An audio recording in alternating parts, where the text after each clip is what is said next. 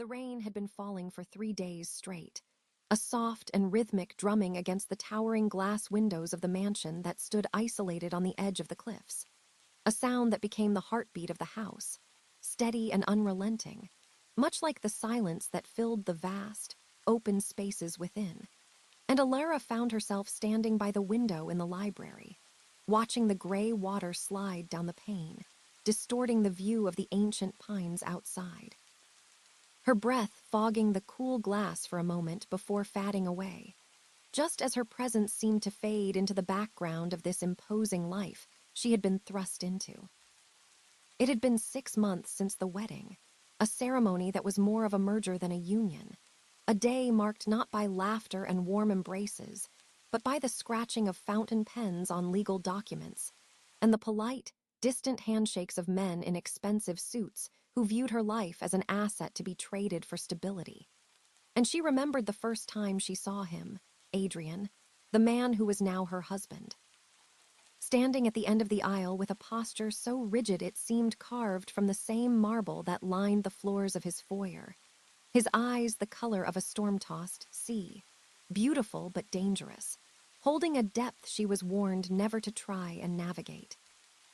They said he was cold-hearted, a man who had buried his emotions beneath layers of ambition and ruthless efficiency, a CEO who could dismantle a company with a single phone call and never lose a minute of sleep.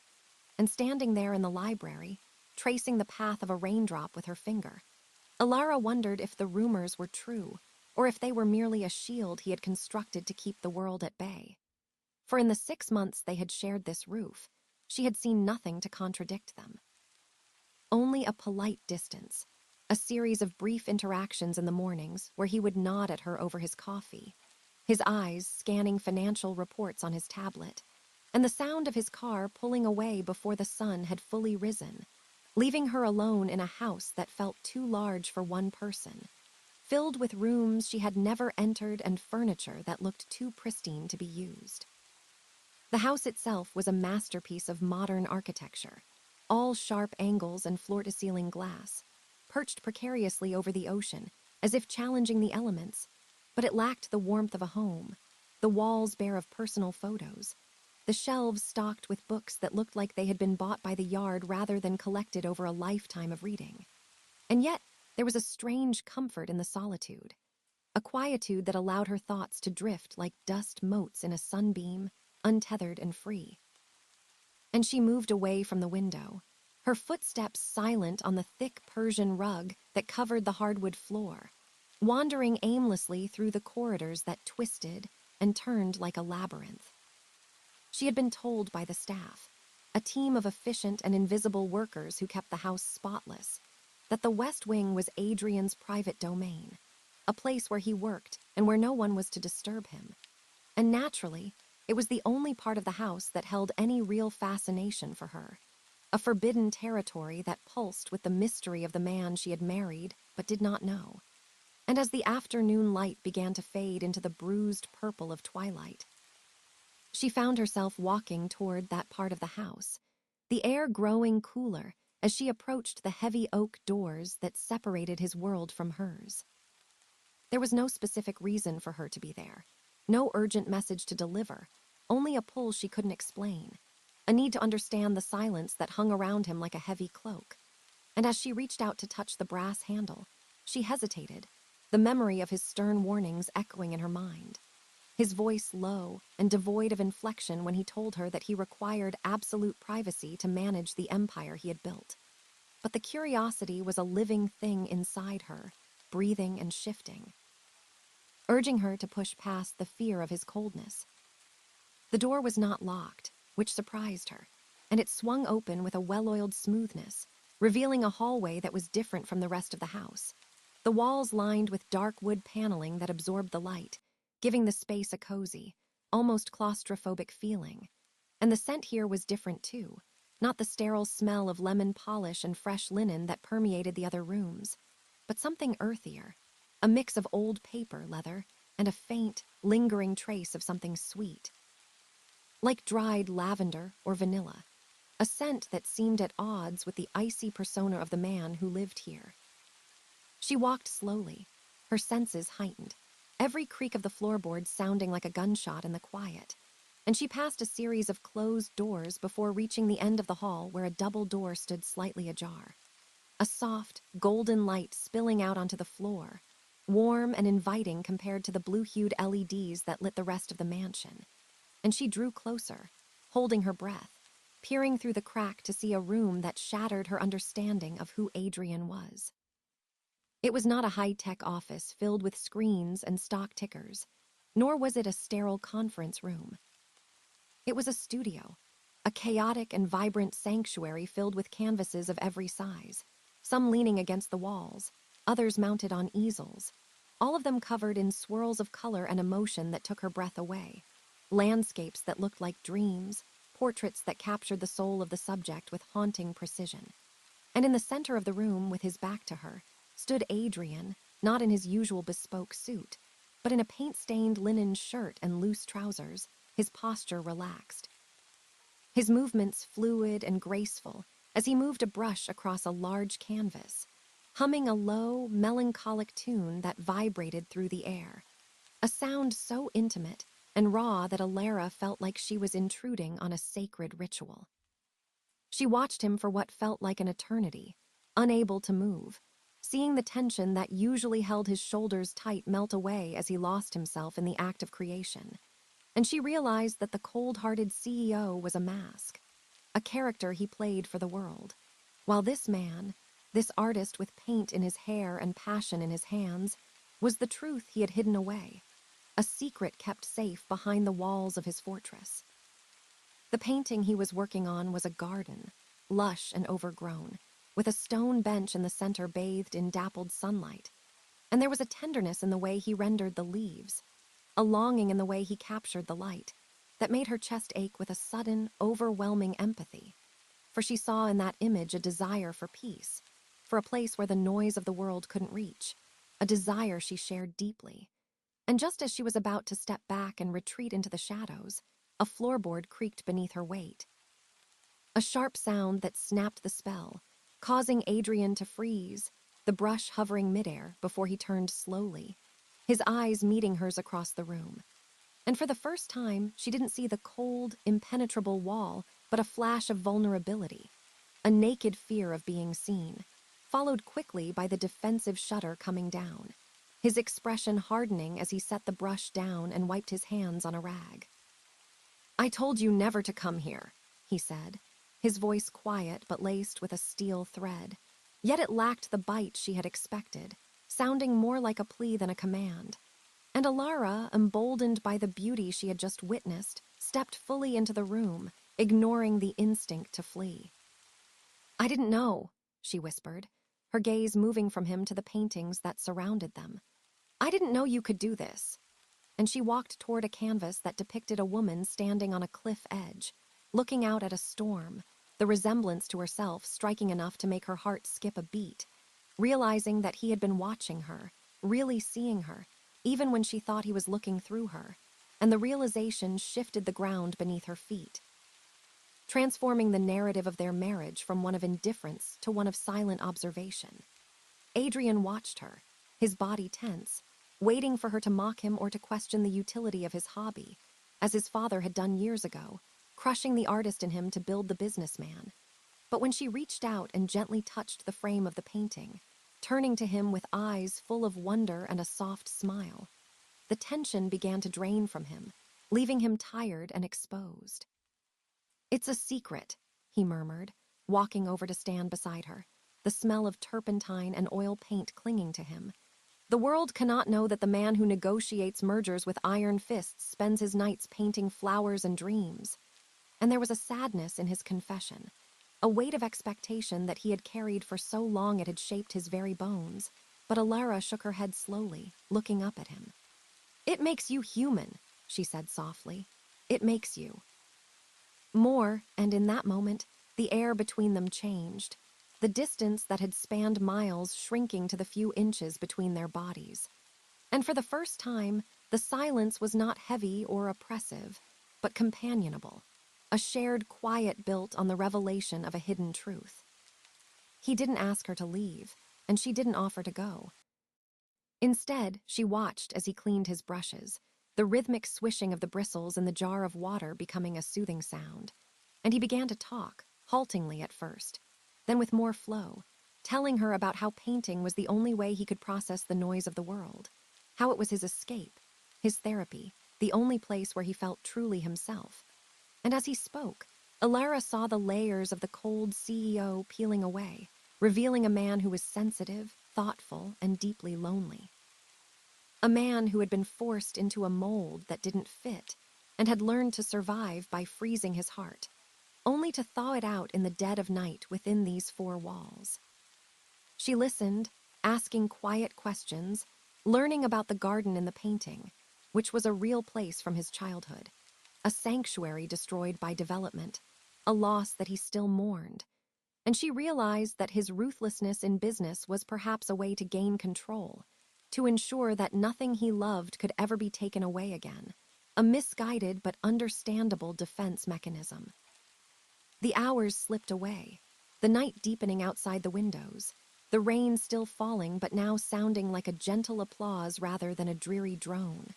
And when he finally turned off the lights in the studio, leaving only the hallway glow, they walked back to the main house together, not as strangers forced into a contract, but as two people who had shared a secret, a fragile bond forming in the quiet dark.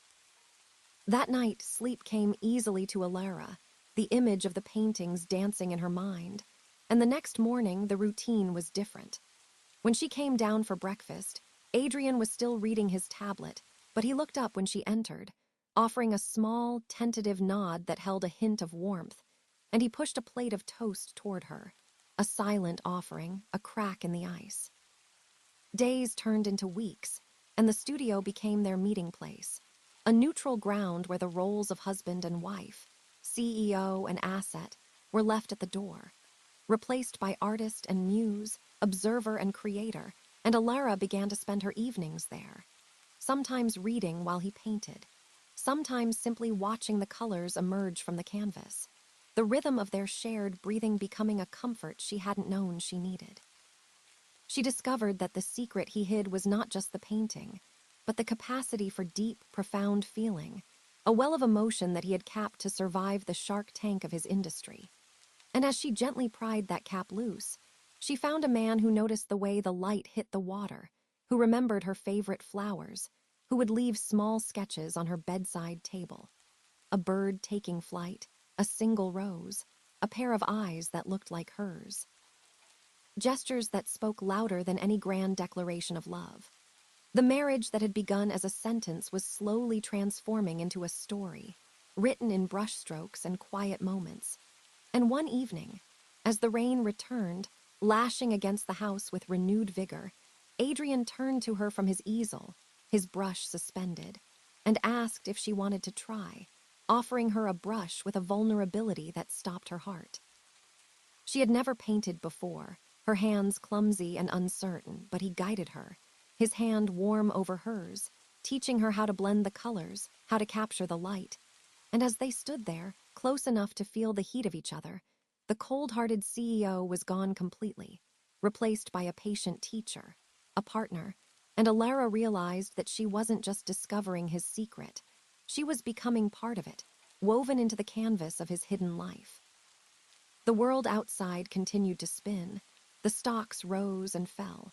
The tabloids speculated on the state of their union, calling it a chilly alliance of convenience, unaware that the true heat was hidden away in a West Wing studio, in the fiery oranges of a sunset painted by a man who was supposed to have no soul, and in the quiet laughter that now echoed in the halls that had once been silent. There were challenges, of course, days when the pressure of his work made him withdraw, when the armor would click back into place, and his eyes would turn back to stormy gray stone. But Alara now knew the combination to the lock, knew that if she waited, if she offered a gentle touch or a quiet word, the man she knew would return, emerging from the fortress of his own making. One afternoon, a business rival came to the house for a meeting, a loud, boisterous man who filled the room with aggressive energy. And Alara watched from the balcony as Adrian navigated the conversation with his signature cool detachment. dismantling the man's arguments with surgical precision. And she saw the awe and fear in the rival's eyes, the belief that Adrian was a machine, and she smiled to herself, holding the secret close to her chest like a warm ember. Later that evening, after the rival had left, defeated and confused, Adrian found her in the garden, the real one that struggled against the salt spray of the cliff. And he didn't say a word about the deal or the money. He simply took her hand and led her inside, back to the sanctuary, where he unveiled a new canvas, one he had been working on in secret, and when she saw it, tears pricked her eyes. It was a painting of her, not looking out at a storm, but sitting in the sun, laughing, her face radiant and unguarded, capturing a moment she didn't even remember, a moment where she had been truly happy, and beneath it, scrawled in the corner where he usually signed his initials, was a single word: home. It was then that she understood the full extent of the secret he had hid for years. It wasn't just that he was an artist, or that he had feelings, but that he had been waiting, searching through his art for something he couldn't name, a muse, a partner, a reason to bring the colors out of the dark, and in her, he had found it.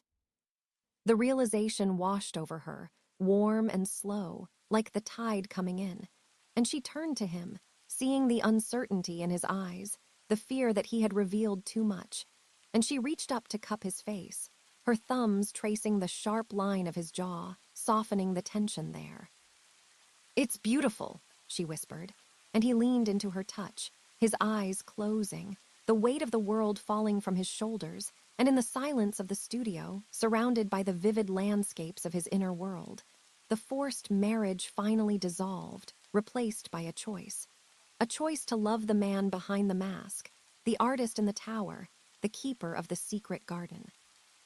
They spent the rest of the night talking about the future, not in terms of quarterly projections or public appearances, but in terms of colors and light, discussing building a greenhouse where he could grow the plants he painted, creating a real sanctuary that mirrored the one on canvas.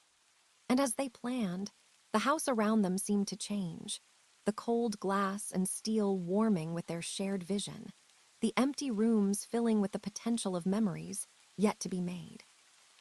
The rain eventually stopped, leaving the sky scrubbed clean and full of stars, and they stood on the balcony, looking out at the vast, dark ocean, the sound of the waves crashing below serving as a reminder of the wild, uncontrollable nature of life. But standing there, with his arm around her waist and her head resting on his shoulder, Alara felt a profound sense of peace, knowing that they had weathered the storm of their beginning and had found a safe harbor in each other. The rumors would continue. The world would still see him as the Ice King, the cold-hearted tycoon. But she smiled into the darkness, knowing the truth, knowing that beneath the ice flowed a river of creativity and passion, a river she had been invited to swim in, and that was enough. She thought about the years ahead, about the paintings that would fill the walls, transforming the sterile mansion into a gallery of their life, each canvas a chapter of their story. And she felt a surge of gratitude for the twist of fate that had brought them together, for the contract that had led to a connection deeper than she could have imagined. The narrative of her life had shifted from a tragedy of confinement to a romance of discovery, and she realized that sometimes the hardest hearts are just the most protected, waiting for the right person to find the hidden door, the loose brick, the secret passage that leads to the center. As the moon climbed higher, casting a silver path across the water, Adrian turned to her, the moonlight catching the flecks of blue in his eyes, making them shine, and he murmured a thank you, simple and quiet but heavy with meaning, thanking her for seeing him, for staying, for not running away from the shadows he cast, and she squeezed his hand, a silent promise that she wasn't going anywhere. The flow of their days became a gentle rhythm, a balance between the public demands of his position and the private sanctity of their evenings. And slowly, subtly, the changes began to bleed into his public life as well. The employees noticed he was less sharp, more patient, that he occasionally smiled at a joke, that the office atmosphere was less suffocating, though no one could pinpoint the cause, attributing it to a good fiscal year rather than the influence of the woman who waited for him at home. Alara began to take an interest in the gardens of the estate, hearing landscapers to soften the harsh lines of the property, planting hardy roses and wind-resistant shrubs, turning the stark cliffs into a blooming paradise that rivaled the ones in Adrian's paintings, bridging the gap between his dream world and reality. One day, she found a sketch of a child in his sketchbook, a small, faint drawing of a baby sleeping, and it stopped her cold, a question blooming in her mind that she hadn't dared to ask.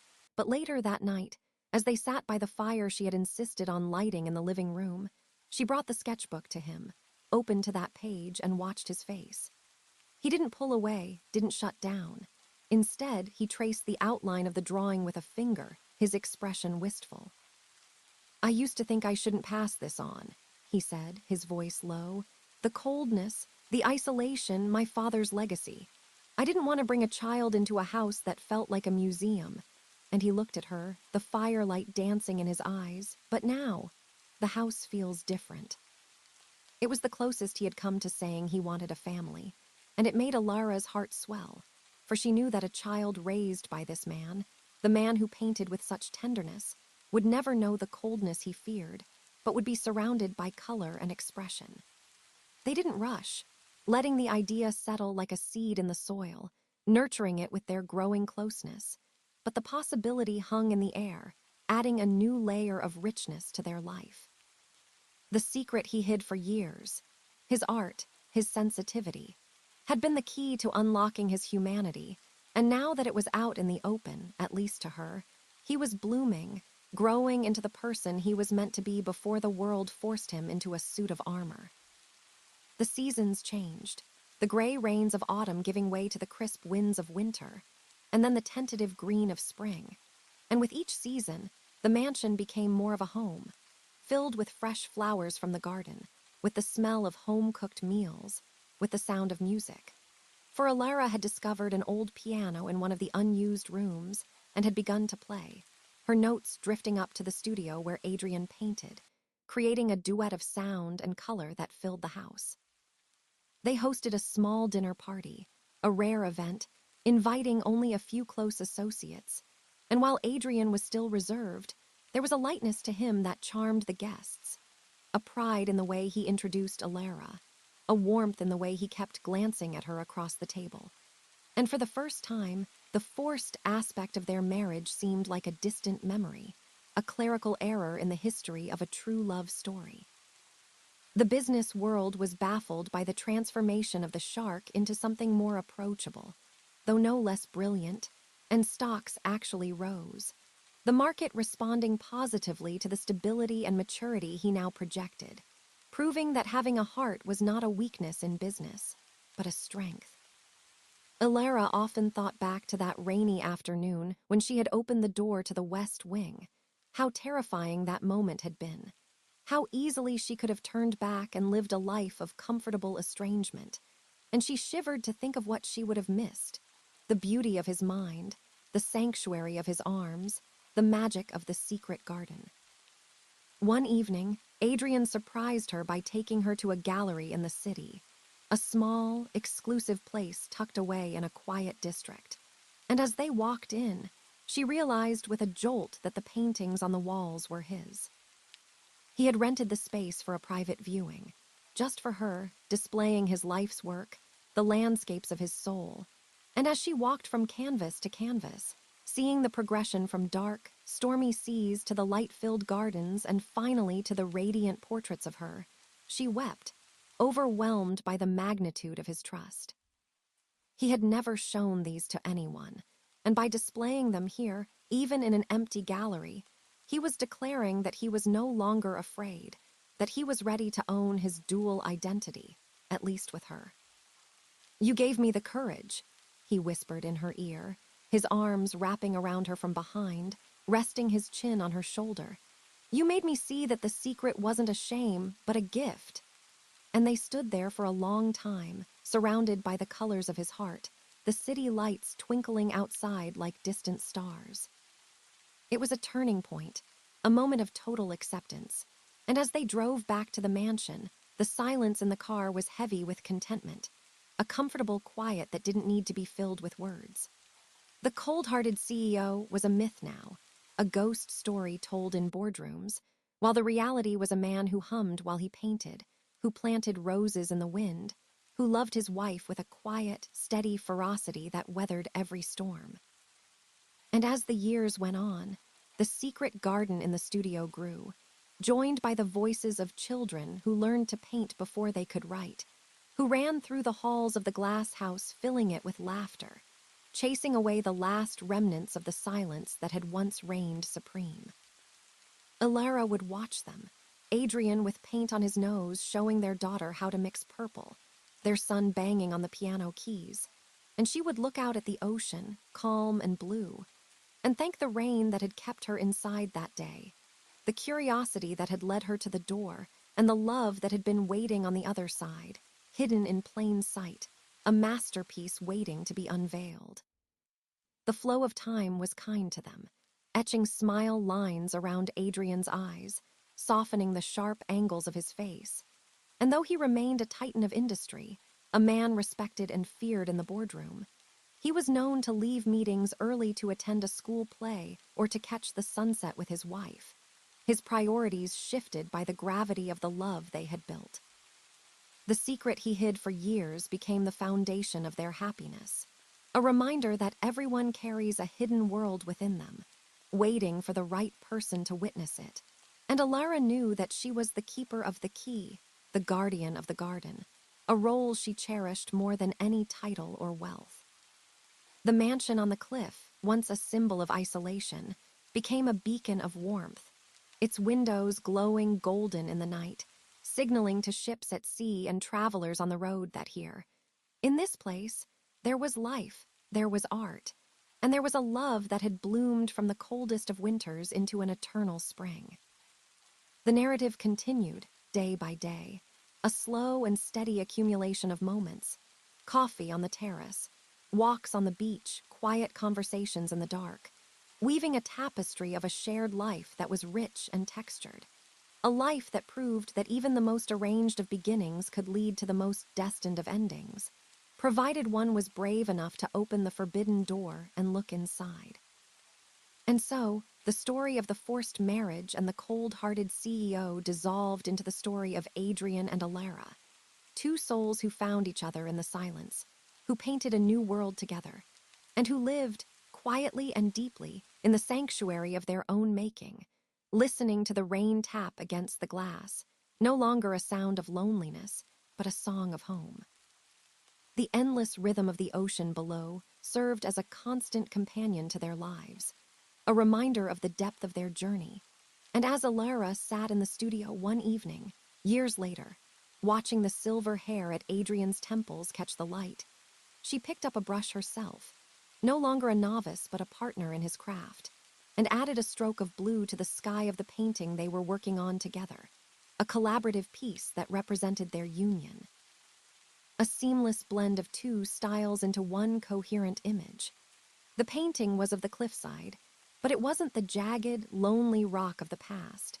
It was covered in wild flowers, vibrant and chaotic, with the house standing strong amidst the beauty, a testament to the life they had grown from the rocky soil of their start.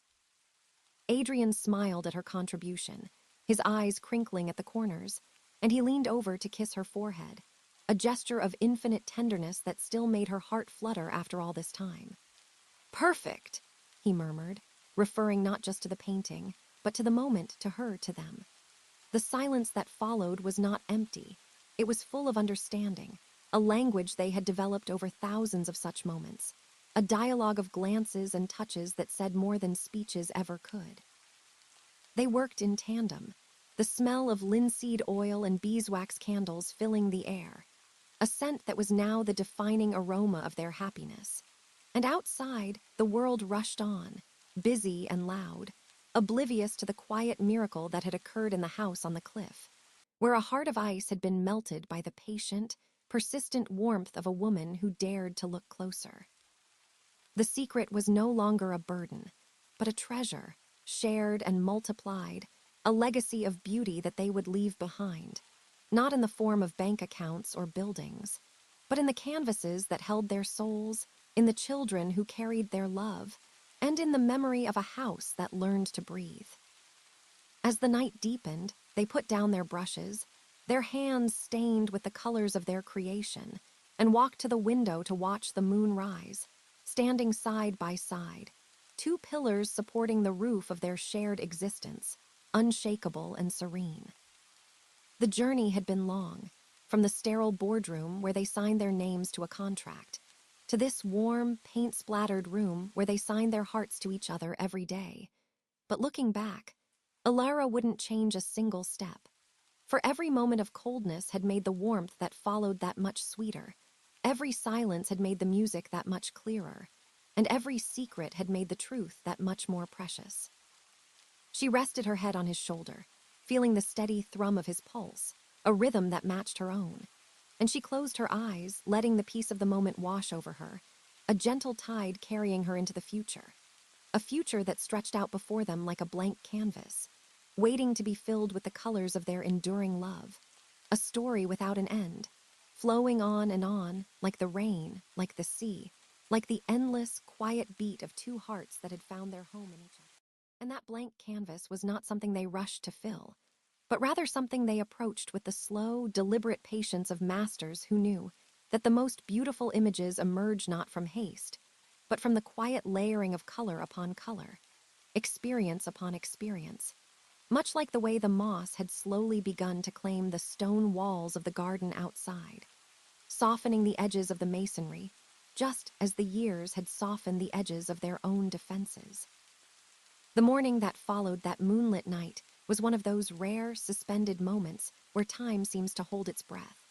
The sun rising through a veil of silver mist that rolled off the ocean, obscuring the horizon and making the house feel like an island floating in the clouds. And Alara woke to find the space beside her empty, the sheets cool to the touch.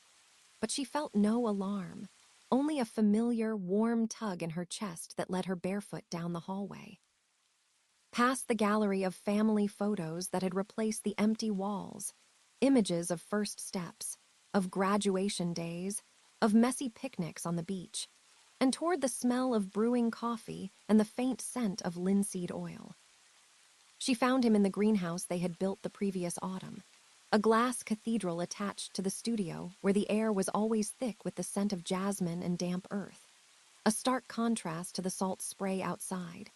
And he was there, not painting this time, but pruning a bonsai tree with the same surgical focus he had once applied to hostile takeovers, his silver-rimmed reading glasses perched on the end of his nose. His hands steady and gentle, as he snipped away the excess to reveal the shape hidden within. He didn't hear her approach at first, lost in the meditation of the task, and she took the opportunity to simply observe him, this man who had been a mystery, a puzzle she was forced to solve, now the most known and comforting presence in her life. His face relaxed, the furrow between his brows smoothed away by years of peace, and when he finally sensed her, turning with that small, private smile reserved only for her, it was as if the sun had finally broken through the mist. "The light is good today," he said softly, his voice a low rumble that vibrated in the humid air, and he held out a hand to her, pulling her into the warmth of the greenhouse, where they stood surrounded by orchids and ferns, the condensation on the glass blurring the world outside into a watercolor wash of grays and greens.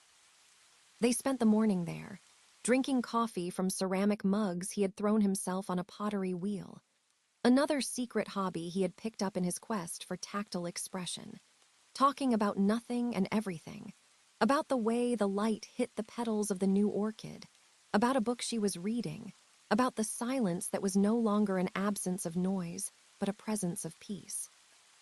It was in these quiet, unremarkable moments that the true weight of their victory over the past was felt, not in grand gestures or dramatic declarations, but in the simple freedom to be still together, to exist without the need for armor. And as the day unfolded, the mist lifting to reveal a pale, washed-out blue sky, they decided to take a walk down the winding path that led to the private cove below the cliffs. A path that had once been treacherous and overgrown, but was now worn smooth by their footsteps over the decades.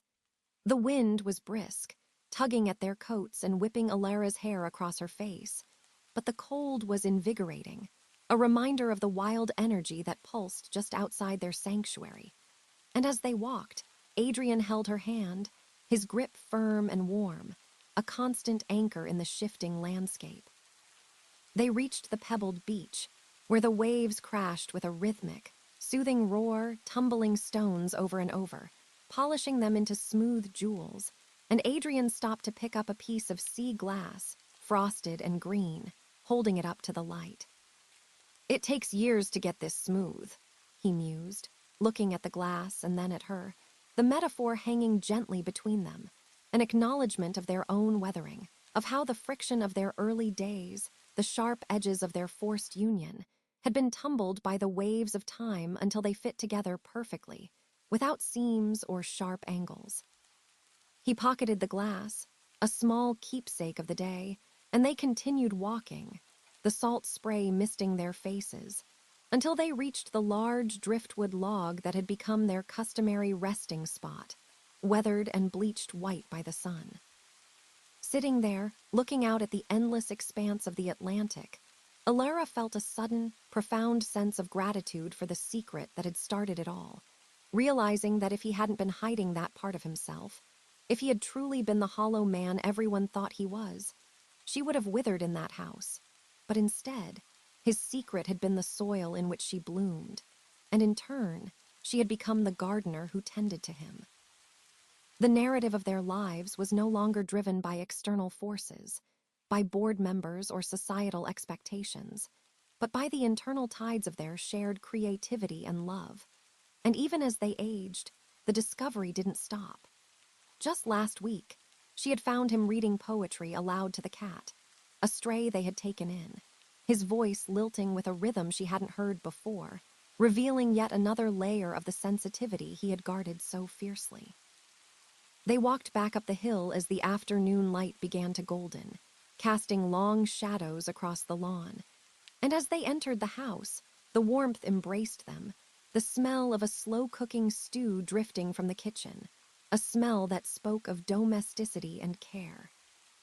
That evening, the rain returned, a gentle patter against the roof that felt like an old friend coming to visit, and they settled into the library, a room that had once been a symbol of his isolation, now filled with the soft glow of lamps and the rustle of turning pages.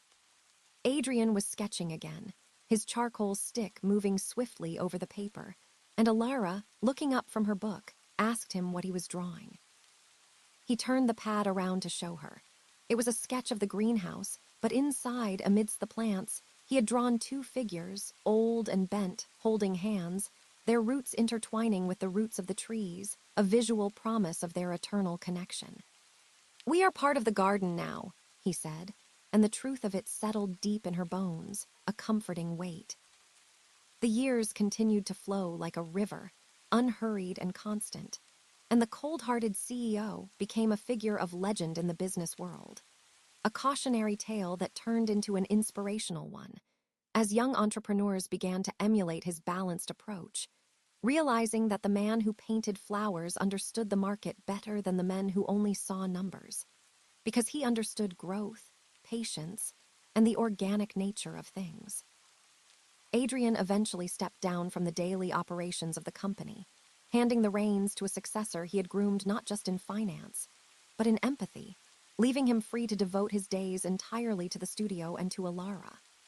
This new chapter of retirement was not a slowing down, but a deepening, a time when they could travel to the places he had painted from imagination. Provence, Tuscany, Kyoto, seeing the real light, the real colors, and comparing them to the dreams he had captured on canvas. They stood in fields of lavender in France, the scent overwhelming and sweet, and he laughed, a free, unburdened sound, saying that his painting had been wrong, that the purple was more vibrant, more alive, and he set up his easel right there in the dirt, painting with a fervor that belied his age, while Alara sat nearby, writing in her journal, chronicling their adventures, the keeper of their story. They returned home with crates of new paintings, the house on the cliff becoming a living gallery of their travels, each room a different destination, a different memory, but the heart of the house remained the West Wing studio, the place where it all began. One winter, a heavy snow fell, blanketing the cliffs in silence, turning the world into a pristine sheet of white, and they were snowed in for 3 days, the road impassable, the power flickering on and off. In the past, such isolation might have been a source of tension, a trap, but now it was a gift, a cocoon of time. They lit candles throughout the house, hundreds of them, turning the glass mansion into a glowing lantern suspended in the dark. And they sat on the floor of the living room, wrapped in thick wool blankets, sharing a bottle of vintage wine and talking about the early days, laughing about the awkwardness of their first dinner, the stiffness of their wedding photos, the terror she had felt when she first heard his footsteps in the hall. "I was so afraid of you," she confessed, tracing the rim of her glass. "I thought you were made of stone." Adrian took her hand, kissing the knuckles, his eyes reflecting the candlelight. "I was," he admitted, "until you chiseled me out." The metaphor hung in the air, perfect and true. The snow melted, the spring returned, and the cycle of life continued, marked by the visits of their children and grandchildren, who filled the house with the chaotic energy of youth, running down the halls that had once been silent, their laughter bouncing off the glass walls. Adrian was a different man with his grandchildren, a magician who could turn a blank page into a dragon, a splash of paint into a bird, teaching them that the world was malleable, that it could be shaped by their imagination, passing on the secret that had saved him. Elara watched this legacy unfold, seeing her husband's features in the faces of the little ones, seeing his sensitivity in their eyes, and she knew that the chain of coldness, the generational trauma of his own father, had been broken, severed by the act of loving and being loved. As they grew older, their movements became slower, their worlds smaller, shrinking down to the house, the garden, and the stretch of beach below. But the world within them only expanded, becoming richer and more nuanced. Adrian's paintings became more abstract, less about the physical form of things and more about the feeling, the essence, swirls of light, patches of shadow, capturing the vibration of the soul rather than the shape of the body, and critics called it his transcendent period, unaware that the transcendence came from the long, quiet days spent holding his wife's hand, watching the tide come in and out.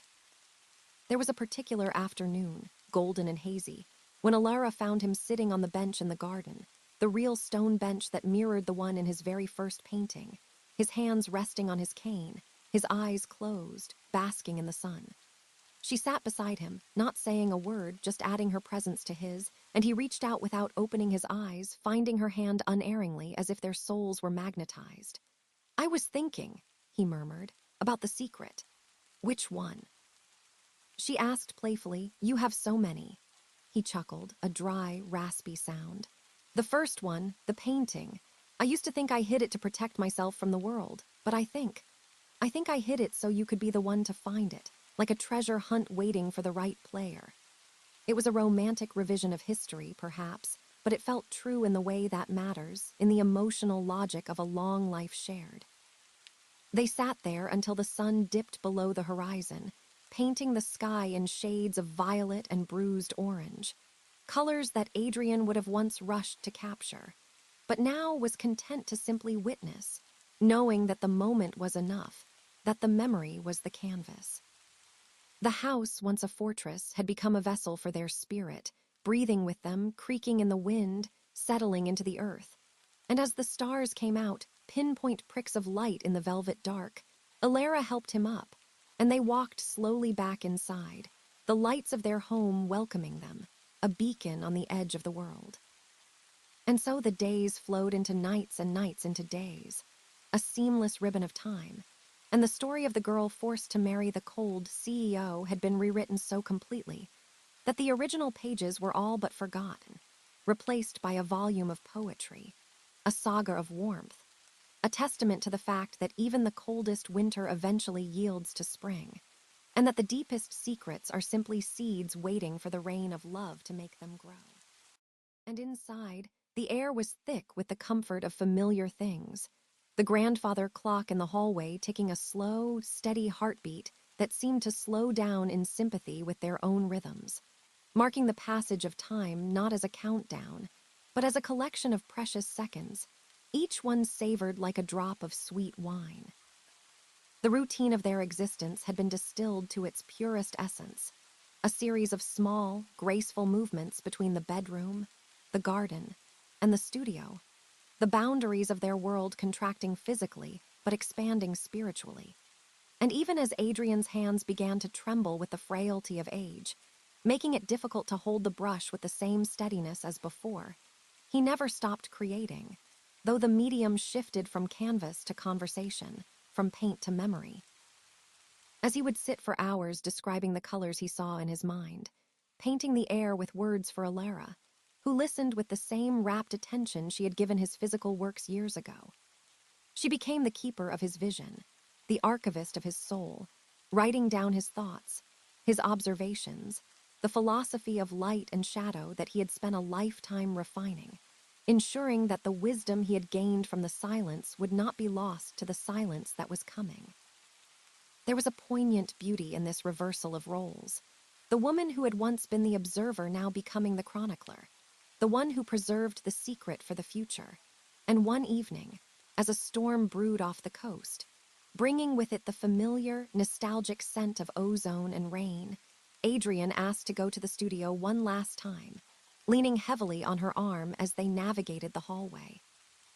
The room was just as they had left it, the easel standing like a sentinel in the center, a blank canvas resting on it, waiting, and he walked up to it, resting his hand on the white surface, not with the intention to paint, but to say goodbye, to thank the space that had allowed him to breathe when the world was suffocating him.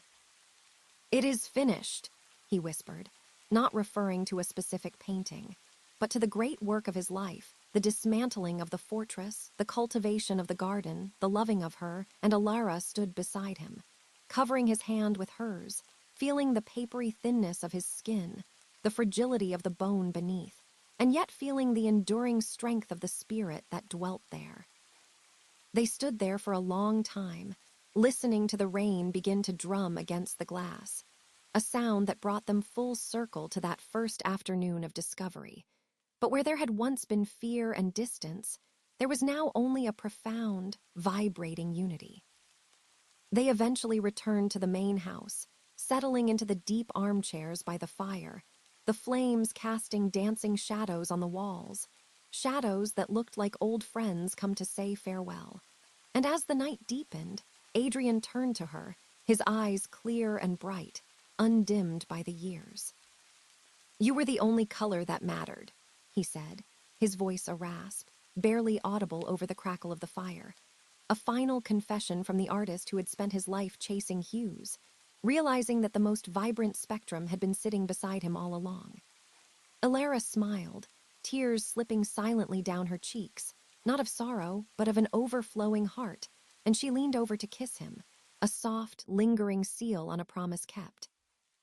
They fell asleep there, hand in hand, the fire dying down to glowing embers, the warmth lingering long into the night, and the house stood silent and strong around them, a guardian of their peace. The narrative of their lives did not end with a period, but drifted into an ellipsis, a gentle fading into the history of the house. And in the years that followed, the legend of the mansion on the cliff grew, not as a place of cold corporate power, but as a sanctuary of art and love. The paintings that Adrian had created, once hidden secrets, were eventually shared with the world by their children, displayed in museums where people would stand in hushed awe, struck by the raw emotion, the tenderness, the evident soul of the artist, and they would read the plaques that told the story of the businessman who painted in secret and the wife who gave him the courage to show his true self. The secret he hid for years became a celebrated truth, a lesson in authenticity, teaching generations that beneath even the hardest exterior, there can be a blooming garden if only someone is brave enough to find the gate.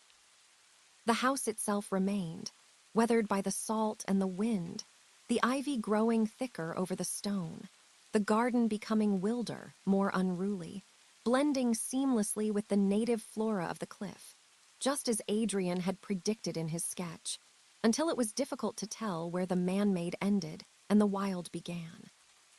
Visitors who came to the estate, walking the paths that Alara had walked, often reported feeling a strange sense of peace, a sudden quietness in their minds, as if the love that had saturated the very soil was still active, still resonating, calming the storms in their own hearts.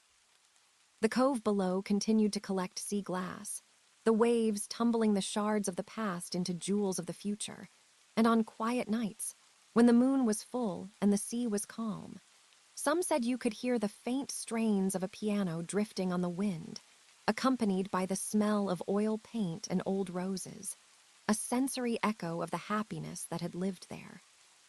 The forced marriage that had begun in a boardroom with the scratching of pens had transcended its origins to become a timeless romance, a story whispered by the waves to the rocks, a story of how a contract became a covenant, how a house became a home, and how a secret became a salvation.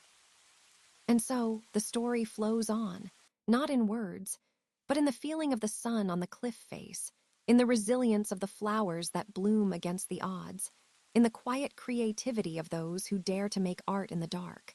A continuous, unbroken line of love that stretches out towards the horizon, endless and serene. The final chapter was not a closing door, but a window left open to the sea, allowing the spirit of their life to mingle with the elements, to become part of the rain that falls, the wind that blows, and the light that dances on the water, a permanent, peaceful presence in the tapestry of the world.